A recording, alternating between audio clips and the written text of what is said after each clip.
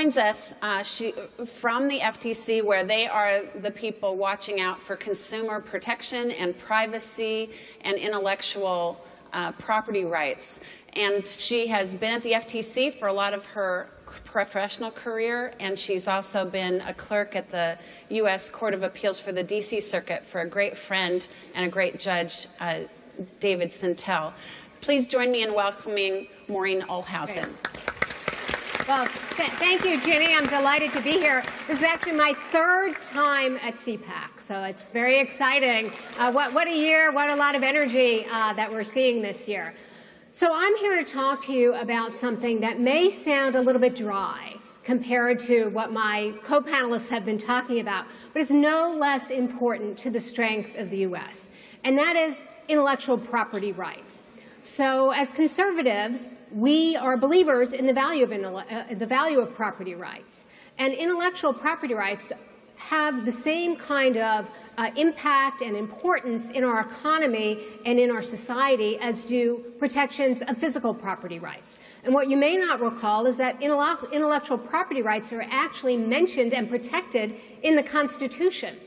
And so one of my concerns that I've seen during my time at the Federal Trade Commission during the Obama administration has been this idea that, well, maybe intellectual property rights or property rights in general really should be sort of devalued. Maybe we should allow people to say, well, we would like to use those too, and it's not fair for the inventor or fair for the property owner to say, well, you know, you need my permission to use that. And oftentimes people said to me, well, your belief in property rights is just faith-based, right? There's no evidence that property rights do the things that you believe that they do to support innovation, to support competition and economic growth in the U.S.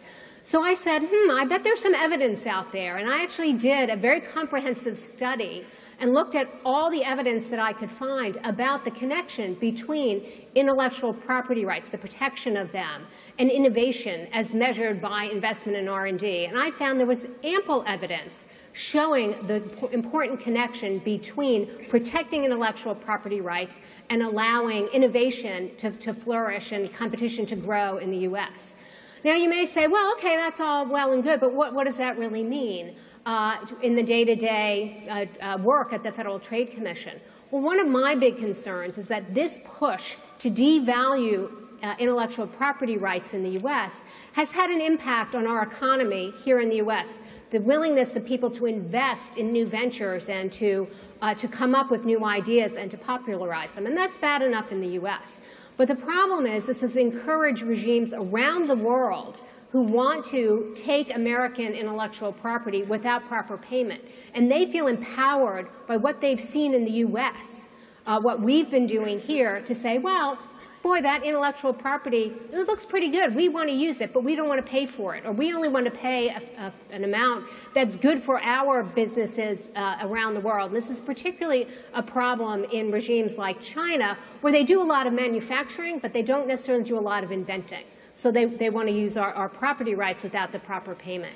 So I'm here today to encourage people to pay attention to intellectual property and the protection of it. One other thing Ginny mentioned is that the Federal Trade Commission, we are also charged with protecting consumers, and particularly consumers' data. And I don't know about you, but I was a victim of the OPM data breach. So my data, which I had surrendered to the government as a government employee, and the data of people who had provided references for me were breached and went out to a foreign power. And it's being used for who knows what purpose. So at the Federal Trade Commission, we have focused on encouraging entities, government, but particularly private entities, to safeguard American consumers' data. Because when we talk about being under attack, our companies and our information in the U.S. is under constant attack from around the world of bad actors who want to get that data, and they want to use it in a way that can hurt Americans, hurt American consumers. So that's one thing we've been doing at the Federal Trade Commission, is encouraging companies and requiring companies to take steps to protect your data against these threats that are occurring around the world. So thank you for listening, and I look forward to continuing this good fight. Thank you very much, Maureen. We're certainly glad that you're in the government and you're watching.